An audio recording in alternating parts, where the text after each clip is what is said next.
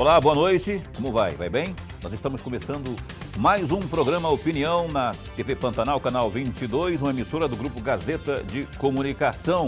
Satisfação em ter você de novo. Hoje, uma quinta-feira, dia 18 de junho de 2020. Muito bom estar com você de novo. Satisfação não só aqui no canal 22, como também você que nos assiste pela internet.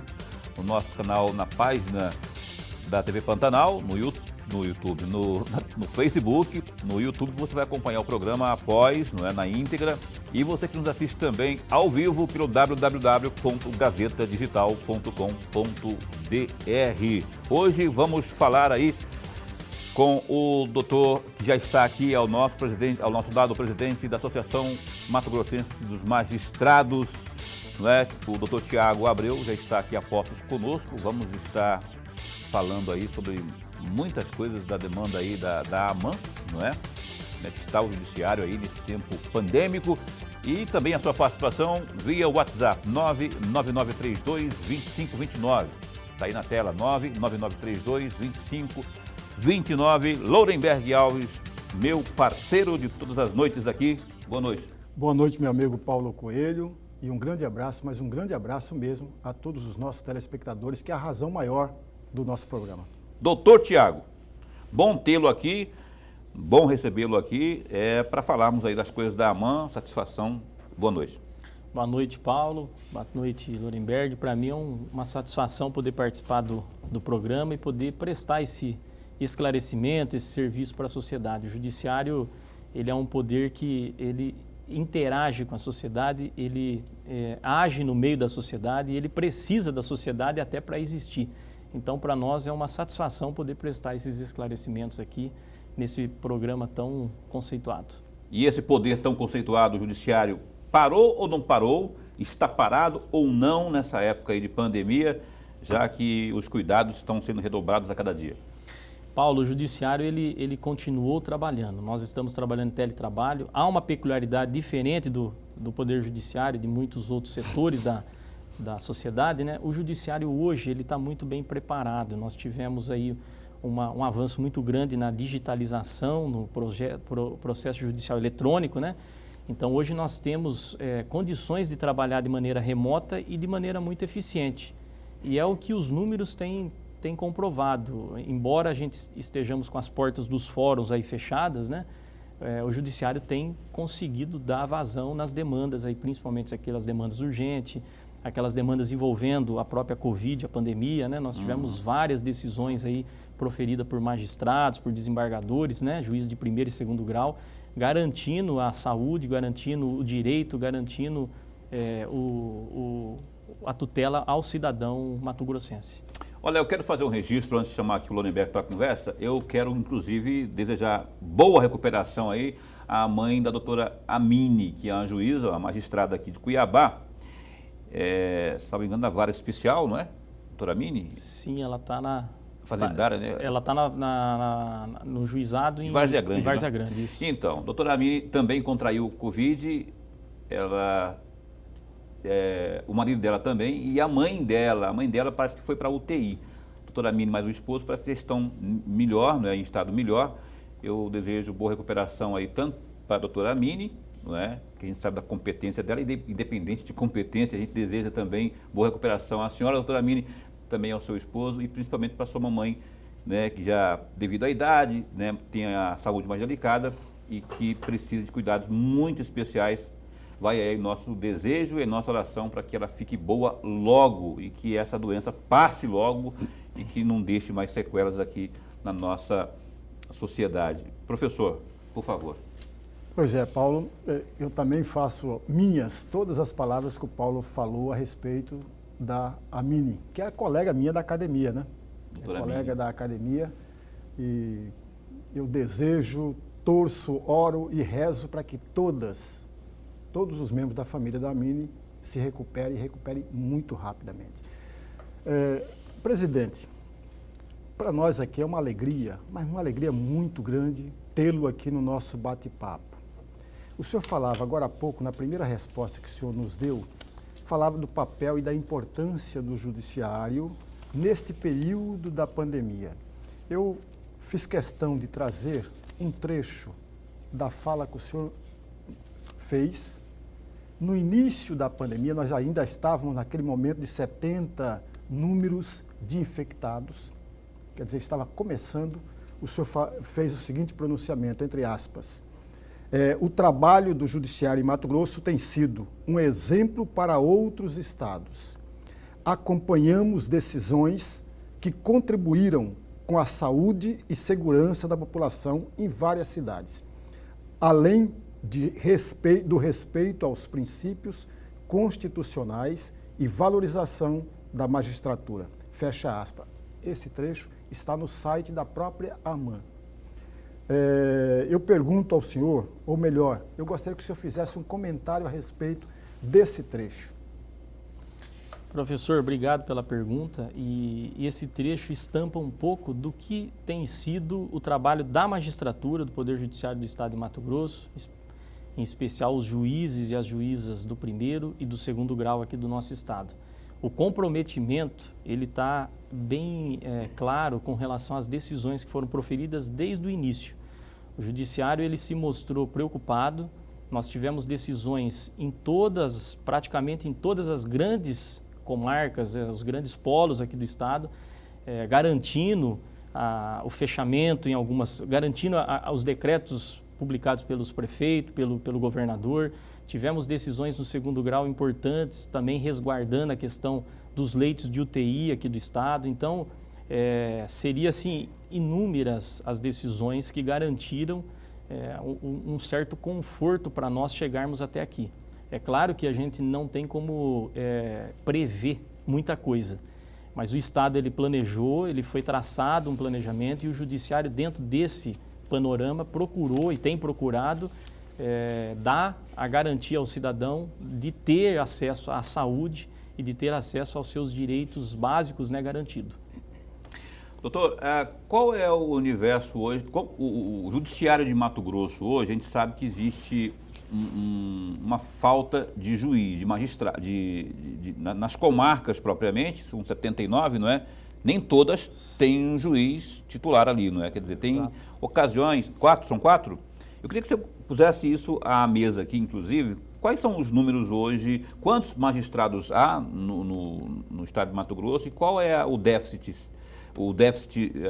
da magistratura aqui no estado de Mato Grosso? Olha, hoje nós temos em primeiro grau aí cerca de 240, 250 magistrados, mas nós temos um déficit hoje de aproximadamente 30 a 40 magistrados. Esse é o imediato. Agora, claro que para a implementação de outras políticas públicas aí que são necessárias, né, esse número de magistrado é imprescindível, né? E no segundo grau também nós temos um déficit, tanto que foi elevado aí o número de desembargadores, porque de fato hoje nós temos muita demanda, temos muitos processos e temos esses espaços que precisam ser preenchidos para que o serviço prestado para a sociedade seja ainda mais qualificado. Nesses 4 municípios aí que não tem, cujas comarcas não têm um magistrado, como é que é feito o remanejamento aí? Nas comarcas onde não tenha um titular no local... local, parece que é uma delas, né? Nós temos sempre um colega em substituição legal. Nunca vai existir uma comarca que não tenha um magistrado. Uhum. Ainda que não exista um titular no local, nós temos um mecanismo dentro do nosso Código de Organização Judiciária que prevê a substituição legal de magistrados. Então, todas as comarcas do estado, elas estão sendo providas ou geridas por um magistrado, embora em algumas situações ele não esteja fisicamente na comarca por essa falta de magistrado mesmo. Me ajuda a lembrar aí, Colniza, as quatro comarcas que não tem o efetivo ali. Eu não lembro, né? Eu não vou te dizer com certeza, mas Colniza, sim, é uma delas que não tem. E tem mais algumas ali no norte, que é o local onde tem um déficit maior ainda no estado. Mas, de qualquer forma, todas elas estão sendo... Sim, o senhor frisou isso, inclusive. Elas estão sendo... Concurso público, tem previsão aí? Eu sei que teve o último não faz muito tempo, mas não foi o suficiente, não é?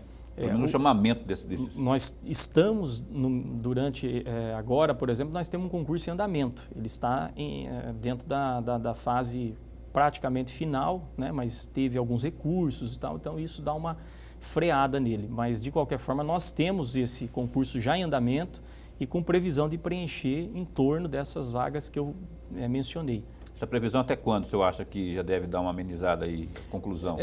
Se a gente não tivesse a pandemia e não tivesse inúmeros recursos, porque recentemente o presidente do tribunal teve que comunicar aí mais um recurso que teve com relação a esse concurso, né?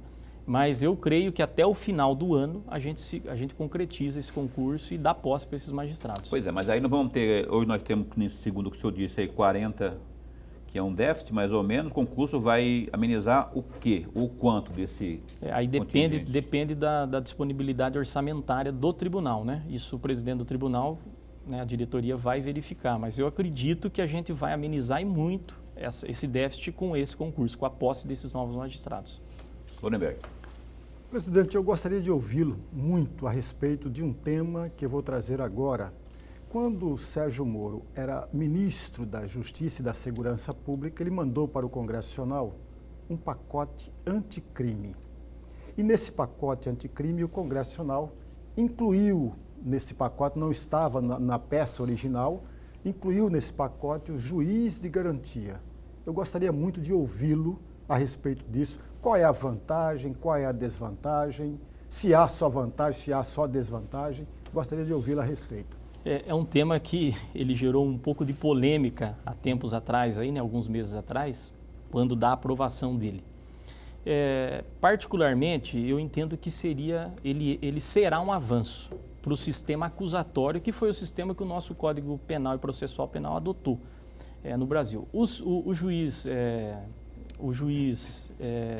ele não foi criado, não é uma invenção brasileira. Ele já vem, o juiz de garantias, em outras legislações, em outros países, Itália, Portugal, vários países aí da Europa já adotam o juiz de garantia.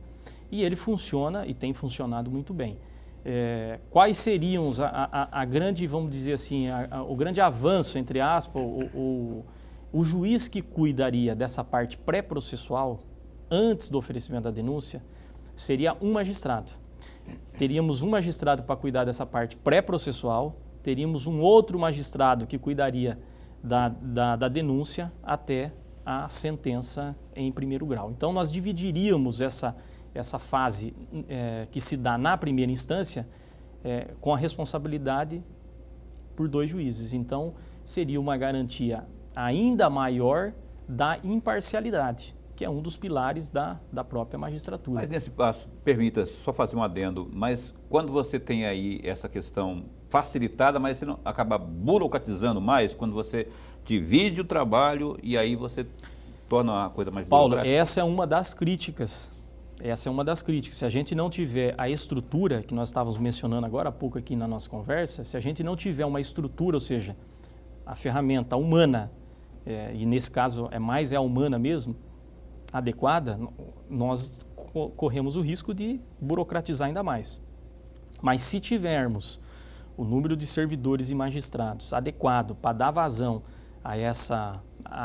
ao juiz de garantias, eu acredito que nós poderemos ter avanços e poderemos até, quem sabe, imprimir ainda mais celeridade. Certo. Ainda que o processo criminal no Brasil, a grosso modo, eu estou dizendo, na maioria das comarcas, ele tramita num prazo razoável.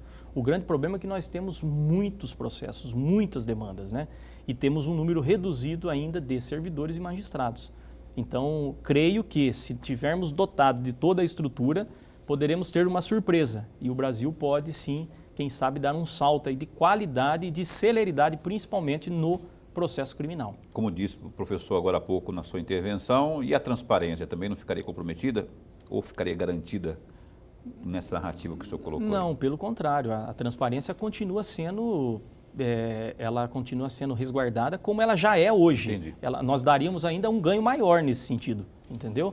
Porque nós teríamos dois magistrados. Então, normalmente, a cabeça onde tem mais de um pensando, normalmente a gente tem uma garantia maior. Não é por outro motivo que os tribunais de justiça, E os tribunais superiores funcionam normalmente em câmaras, ou seja, mais de um magistrado decide aquela questão. Isso justamente para dar preservar ainda mais o direito do cidadão.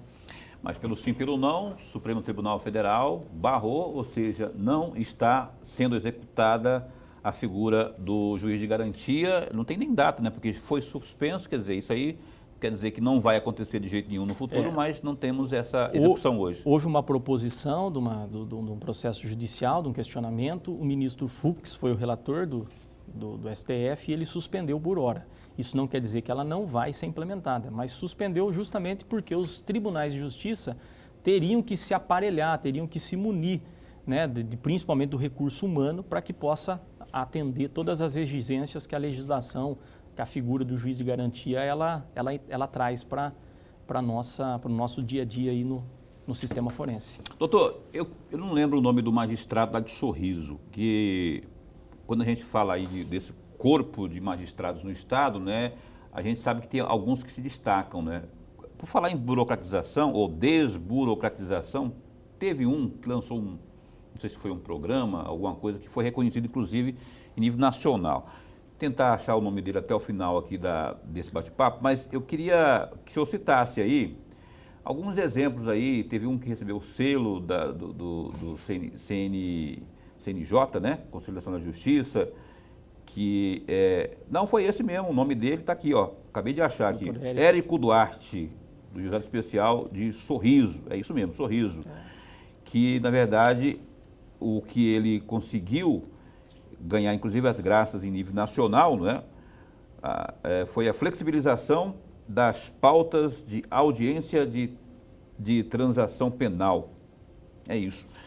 E tem outros exemplos também, né? No Mato Grosso, o doutor Érico é um exemplo, um excelente magistrado, colega da minha turma, inclusive, mas nós temos inúmeros exemplos de iniciativas que começaram aqui e que serviram de exemplo para o Poder Judiciário. No PJE, e o nosso PJE, ele vem avançando assim, de maneira extraordinária.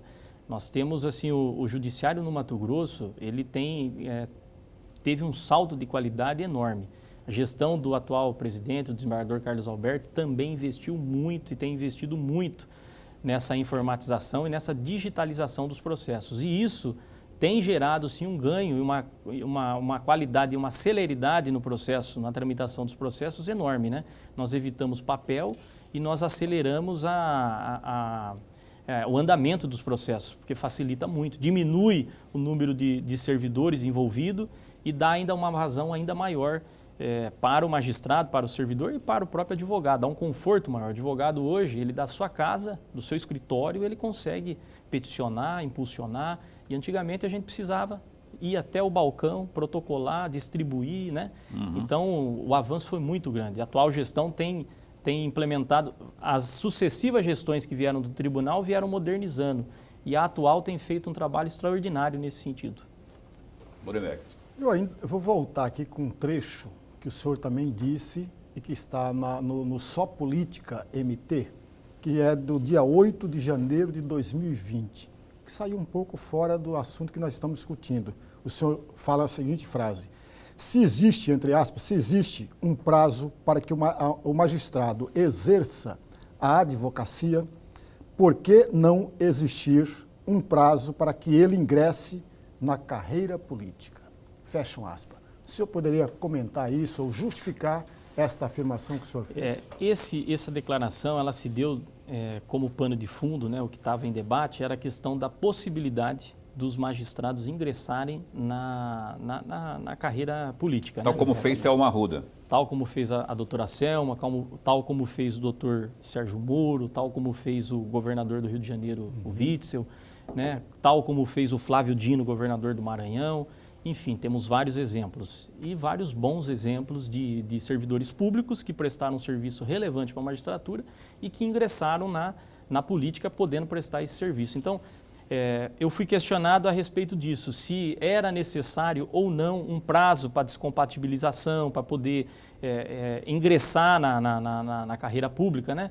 E nessa situação eu me expressei que achava, não tenho uma opinião formada, não tinha estudado muito o assunto, mas achava que era assim importante esse prazo, até para que não haja nenhum tipo de ilação a respeito da atividade do magistrado com a própria atividade político-partidária. Você continua achando isso? Eu creio que é possível sim a gente estabelecer prazo, uma quarentena, para que haja até uma maior credibilidade daquele servidor que deixou a magistratura, o Ministério Público e iniciou na vida política partidária. Eu acho que seria interessante um prazo de descompatibilização. Estamos conversando com o Dr. Tiago Abreu, presidente da Associação Mato Grossense dos Magistrados, aqui no programa Opinião, o programa Opinião que dá um tempinho só e volta já após o intervalo comercial. Se você tiver alguma dúvida nessa área aí, quanto à demanda, enfim, papel do magistrado no Estado, está aí o telefone na tela para você participar com a gente, 99932-2529. Mande a sua mensagem de WhatsApp para o Dr. Tiago responder após o intervalo comercial. Um instante só. Boa noite a você que nos assiste aí pelo Gazeta Digital, www.gazeta Digital. A gente está sendo transmitido ao vivo para todo o planeta. Você que nos assiste aí, então, em qualquer canto do planeta, a gente agradece a sua companhia, a sua audiência. Olha, o Gazeta Digital tem agora como destaque as seguintes notícias. Weintraub deixa ministério em meio à polêmica com o Supremo Tribunal Federal. Abraham Weintraub deixou o cargo de ministro da Educação. O anúncio foi feito por ele em rede social nesta sexta-feira, 18, após reunião com o presidente da República, Jair Bolsonaro. Aspas, agradeço a todos de coração, em especial ao presidente Jair Bolsonaro, o melhor presidente do Brasil, escreveu Weintraub em sua conta no Twitter. Outro destaque também aí no Gazeta Digital.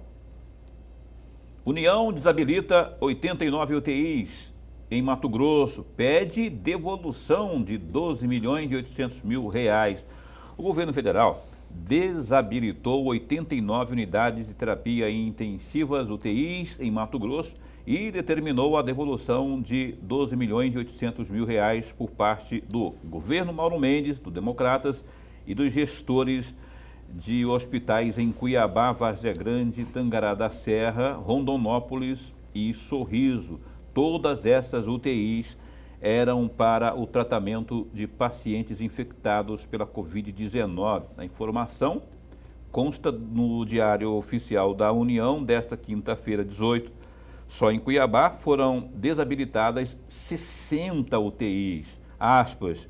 Primeiro, ficam desabilitados 89 leitos das unidades de terapia intensiva UTI adulto pediátrico tipo 2, Covid-19, dos estabelecimentos descritos no anexo a esta portaria, diz trecho aí nesse documento. Agora, o outro lado da história, né?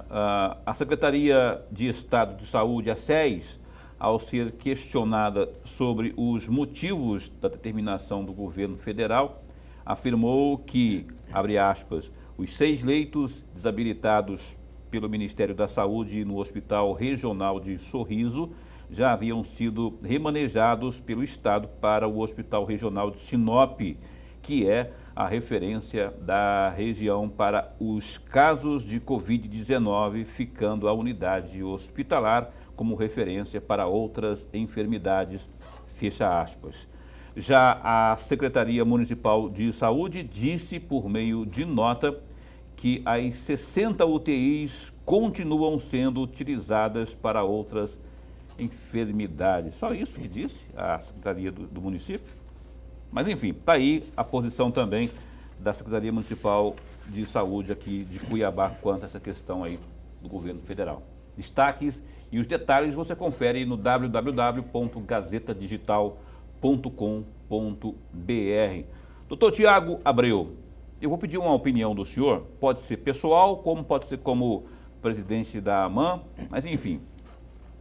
Falávamos agora há pouco do STF, não é? E falávamos também há pouco dessa questão de alguém que sai da magistratura para entrar na política. Eu quero a sua opinião, se o senhor puder, qual a sua avaliação para compor o Supremo Tribunal Federal, o fato de esse componente não precisar ser um magistrado, não é? E aí, quando, por exemplo, para ser juiz tem que ser um advogado, quando precisa também, para compor também o Tribunal de Justiça, a mesma coisa. Qual a avaliação desses critérios, na sua avaliação, qual a sua avaliação sobre isso quanto ao Supremo Tribunal Federal? Boa pergunta, Paulo. Eu penso o seguinte, nós temos sim condições de melhorar esses critérios de escolha. Mas a história do Supremo e a história das escolhas demonstram que, na maioria esmagadora, as pessoas que foram indicadas são pessoas que têm um elevado conhecimento jurídico e uma conduta ilibada. Sem sombra de dúvidas, nós temos um Supremo Tribunal Federal preparado, qualificado tecnicamente, embora haja, como em todos os segmentos, possibilidades de discussão.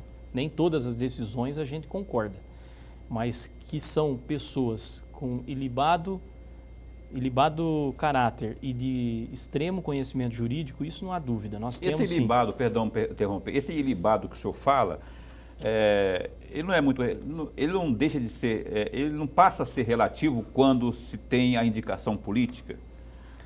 Olha, pode, como não pode. Porque desses aí, por exemplo, eu cito 7 deles que foram indicados pelo Partido dos Trabalhadores, por exemplo, né? Quer dizer, já num meio que polui essa parte ilibada.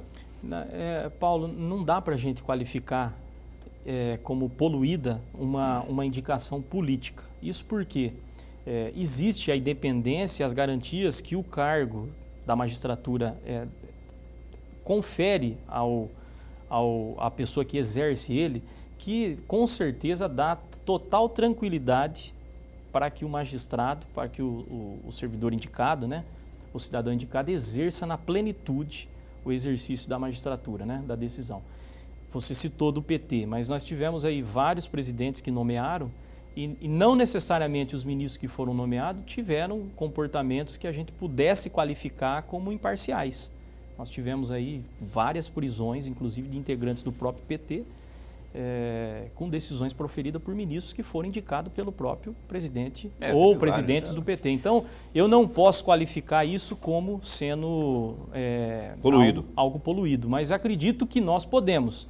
E já existem várias, inclusive, iniciativas aí legislativas questionando e para que haja uma mudança nessa forma de indicação, estabelecendo prazos com relação ao tempo de exercício do cargo lá no Supremo. Então, penso que nós podemos evoluir e pensar em novos requisitos.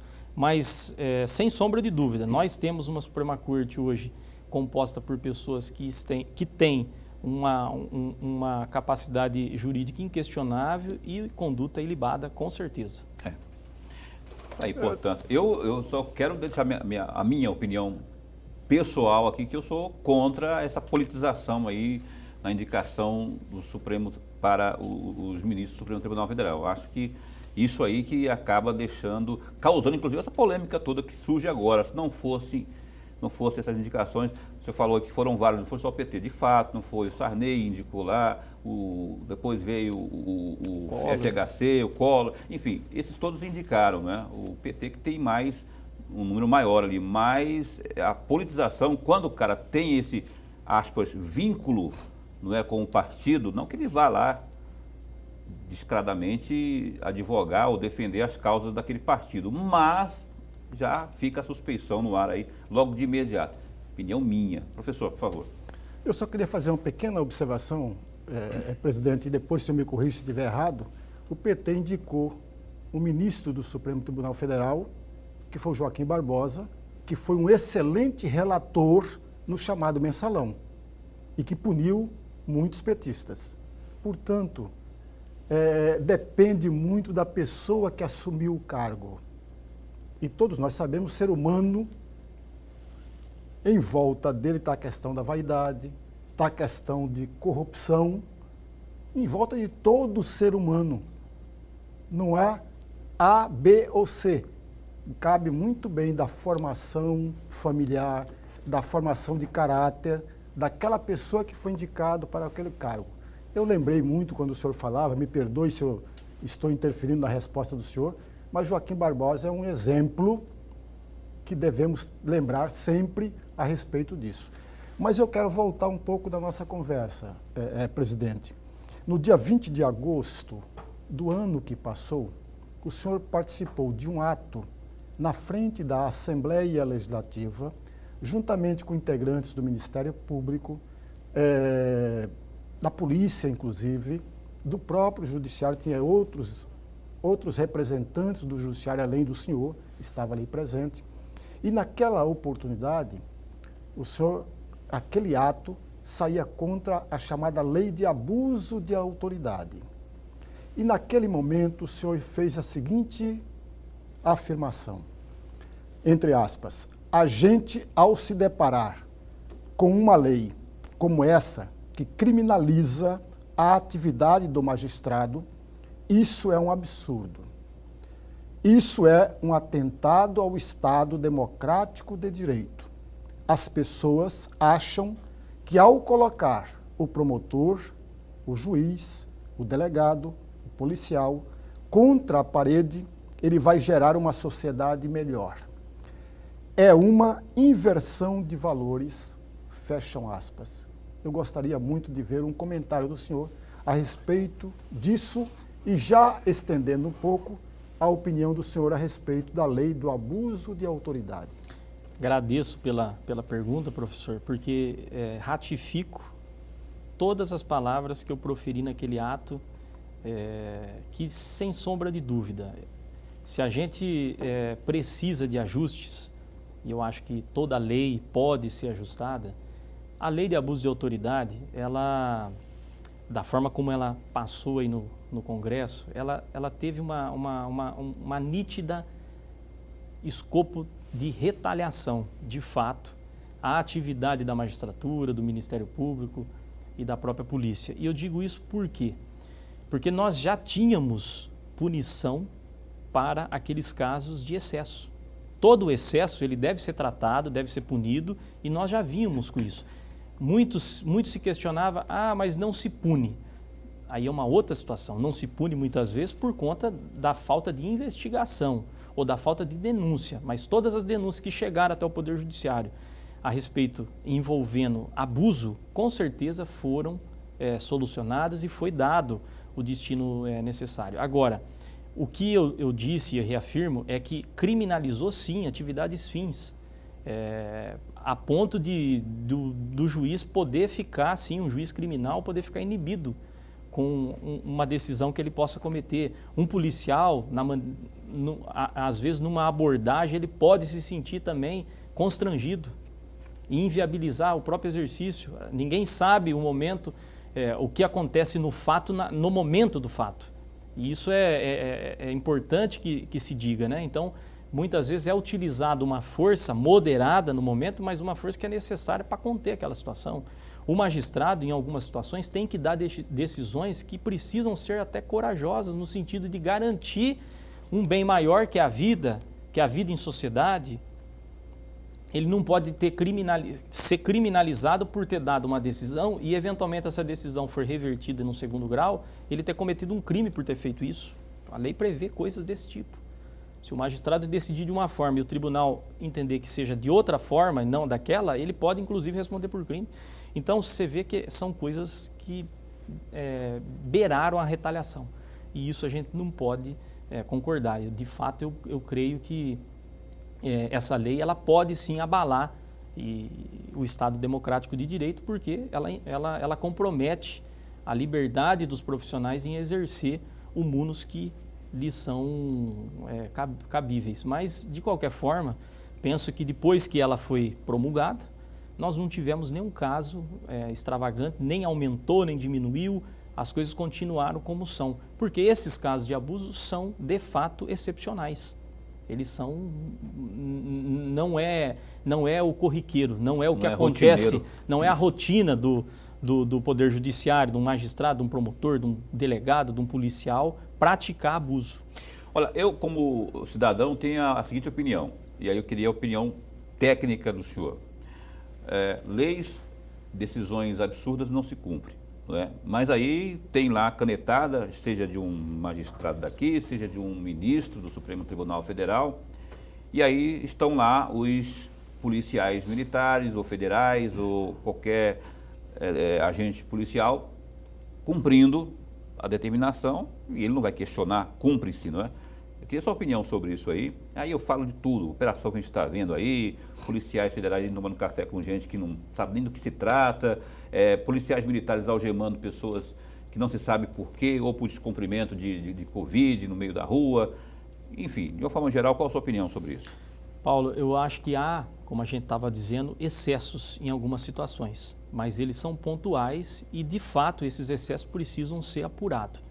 Agora, nós temos, e isso é a minha opinião, porque da minha vida na judicatura, nesses 16 anos que eu sou magistrado, tive contato com alguns atos de abuso, sim, mas foram muito poucos. Eu creio que a maioria dos profissionais hoje que trabalham na polícia, no Ministério Público e no Poder Judiciário tem, sim, consciência e praticam e exercem o seu munus de maneira muito responsável. Agora, nós não podemos fechar os olhos e entender que tudo é perfeito. Claro que existem excessos, existe por conta, como o professor falou, envolvendo vaidade, corrupção. A gente tem tudo isso em todos os segmentos. E muitas vezes a gente vê, assim, situações como essa. Agora, você falou de uma coisa de se cumprir um ato que seja legal. Ninguém é obrigado a cumprir um ato que seja ilegal. Mas ele foi penalizado. Mas aí nós temos um artigo no próprio Código Criminal que isenta.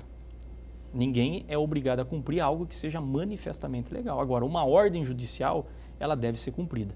Pode não ser, você pode não concordar com aquela ordem, mas se deve cumprir. E aí, dentro do Estado democrático, dentro do processo do sistema judicial nosso, nós temos vários recursos que é possível questionar. Entendi. E levar esse ponto de vista para as instâncias superiores, né? Mas cumprir, nós temos que cumprir. Ok. Opinião, vai a mais um breve intervalo comercial e volta já já. O telefone está aí, 999322529, para você participar conosco. A gente volta já já. Bem, são 8h12, está de volta o Opinião aqui na sua TV Pantanal.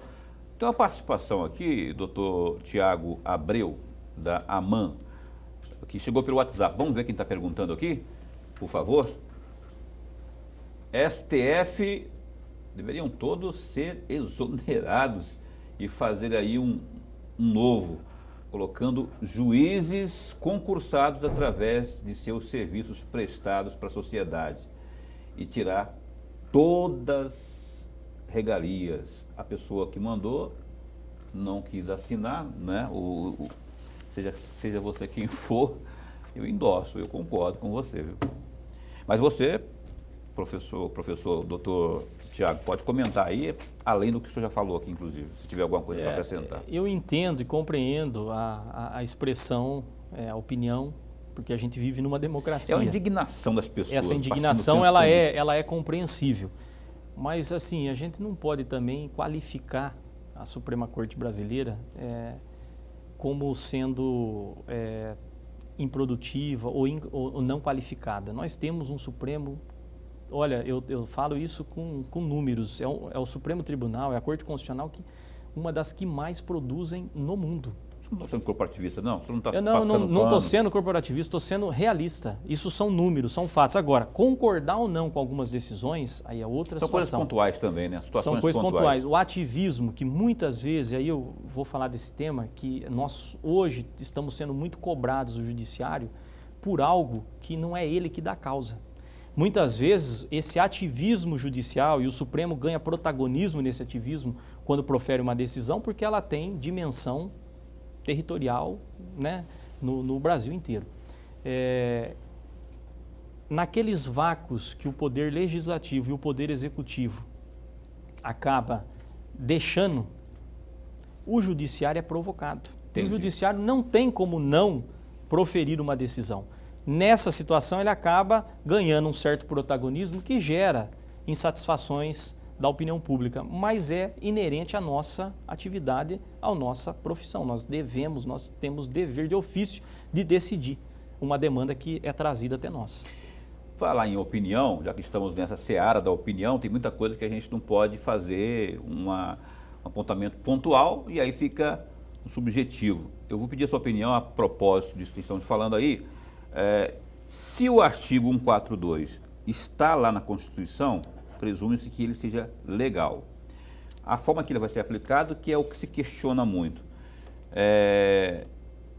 Como que o senhor se posiciona isso aí? É isso, fica à vontade para se posicionar enquanto magistrado, de muitos anos aí de carreira, ou como presidente da AMAN também, enfim. Porque hoje é a discussão, não é? Porque aí ficou impermeado a questão política nessa seara toda aí. Nós tivemos, inclusive, uma decisão agora, recentíssima, do Supremo a respeito do artigo 142. O que é o artigo 142? Ele prevê, ou ele garante esse poder moderador. Havendo tensões na sociedade entre os poderes, quem seria o poder moderador, que moderaria, que modularia essas tensões? Forças Armadas, no caso. O Supremo Tribunal Federal, ou Poder Judiciário, pela natureza e pela composição do próprio Estado democrático, o guardião da nossa Constituição. Então, quem seria esse poder moderador? Eu estou falando a nível assim bastante objetivo. Seria o Poder Judiciário. As Forças Armadas, ela tem sim um papel fundamental numa situação de estado literal estado de guerra, onde todas as instituições estejam numa situação de conflito extremo. Então não vejo condições, eu não vejo assim condições de aplicabilidade do artigo 142 no sentido de que, não havendo o executivo ou o legislativo, por exemplo, não concordando com uma decisão judicial, se utilizar do exército para que se cumpra ou não se cumpra uma determinação. Não é nesse sentido que nós podemos e devemos analisar o artigo 142. Ele não foi inserido na Constituição para esses fins, com esse objetivo. Ele foi inserido, sim, para garantir a lei, a ordem, a manutenção do próprio Estado Democrático de Direito. Essa é uma interpretação constitucional bastante objetiva do que disciplina o artigo 142. Então, quem é o poder moderador dentro do Estado Democrático de Direito que avalia essas tensões? É o Poder Judiciário. Só que a gente não pode esquecer que o sistema judiciário, o Poder Judiciário, ele é guardião do que o senhor falou. Da Constituição. Sim. Agora, ele representa o ataque, quando se fala ataque, questionamentos e ataques ao Judiciário, ao Supremo Tribunal Federal, especificamente. O Supremo Tribunal Federal, ele é guardião do Estado de Direito, não é? Porque senão você está ignorando o artigo 1º, que o poder emana do povo, não é?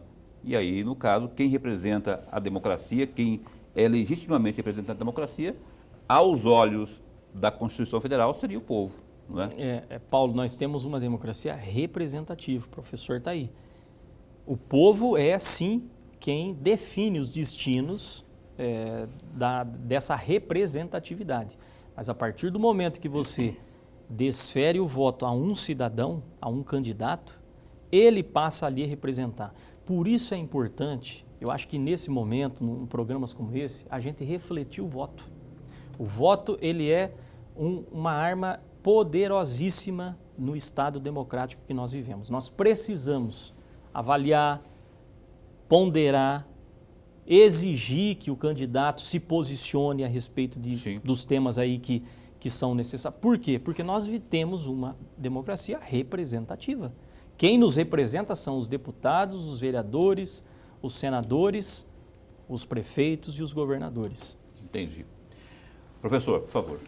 Ainda nessa mesma esteira, presidente, eu gostaria muito, mas muito da opinião do senhor. O senhor falou por várias razões, e o meu amigo Paulo Coelho também passou a falar a respeito do Estado democrático e de direito como muito bem diz a Constituição, eu vou tentar descrever aqui 3 situações que eu gostaria da opinião do senhor a respeito.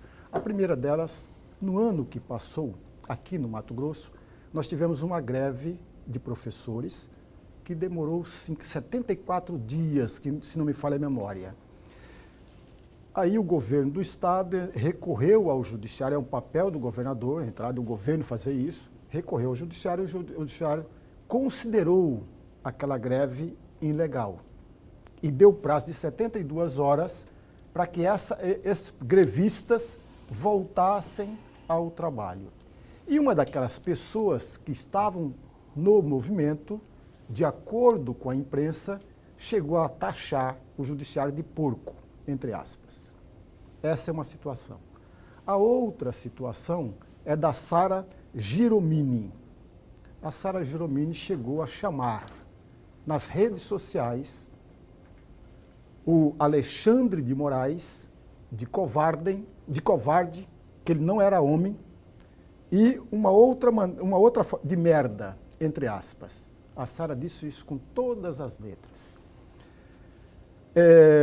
Tem uma outra situação que também valeria a pena ser descrita, que foi exatamente do ex-ministro da Educação, naquela famosa reunião do dia 22, em que ele chamou de vagabundos e colocaria todos os vagabundos na cadeia, começando pelo Supremo Tribunal Federal.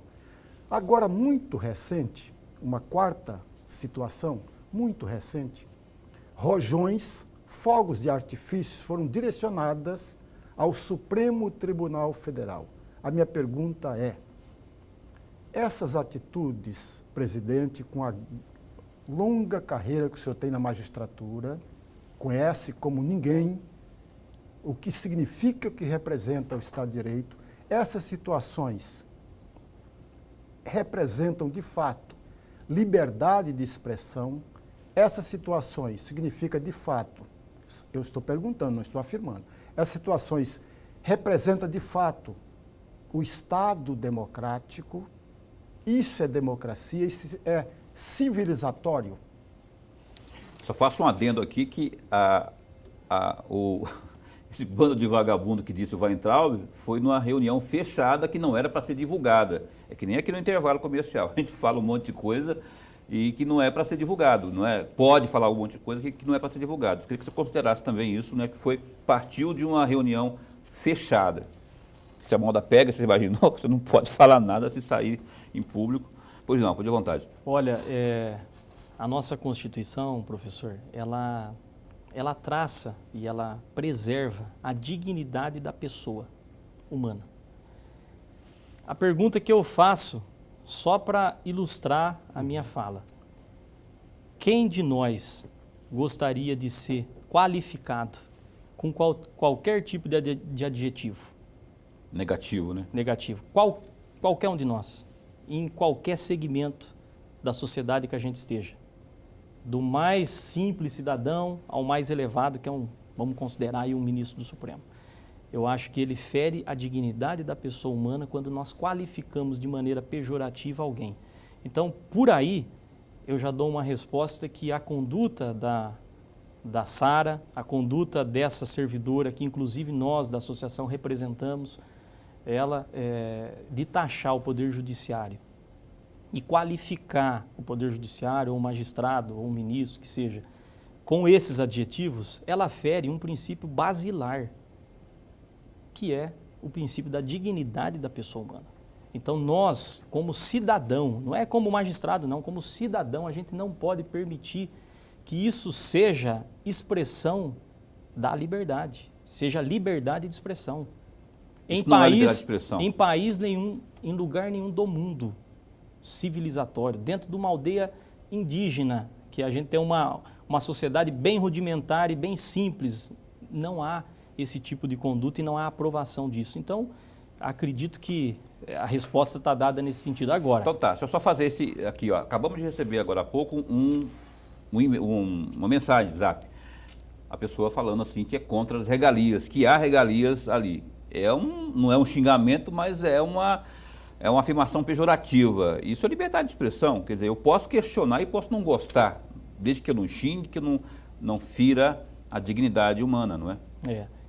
Com relação aos fogos e essa agressão ao Estado democrático de direito, eu vejo assim com muita preocupação essa tensão que hoje nós vivemos. E uma tensão que, se a gente for analisar assim, de maneira bastante objetiva, não teríamos ainda, eu penso assim, nós não temos elementos para poder chegar no nível de insatisfação como esse. Apesar de todas as mazelas, apesar de todas as dificuldades que o nosso país passa, ainda assim, não acredito que a gente teria motivo suficiente para se comportar dessa forma.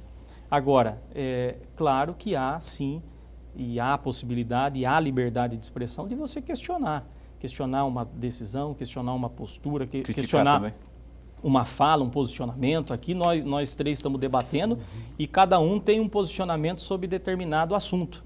Mas nada nos tira a educação e a liberdade de se expressar dentro dessa postura que a gente espera de todo cidadão. E, infelizmente, a gente tem visto as situações descambar para essas agressões por conta dessa polarização que nós estamos vivendo. Política. Essa polarização política, ela está sendo nefasta. Ela não está sendo boa e eu acho que nós temos que refletir a respeito disso. Acho que já chegou o momento, já passou até da hora da gente poder arrefecer, diminuir a temperatura e começar a trabalhar todo mundo em prol do bem comum. Em todos os conflitos, e só para complementar mais um conflito que eu acho que é interessante, na decisão quando se determinou que deixasse do estado de greve os profissionais da educação. Eu tenho na minha família tia, por exemplo, que é professora, um trabalho digníssimo.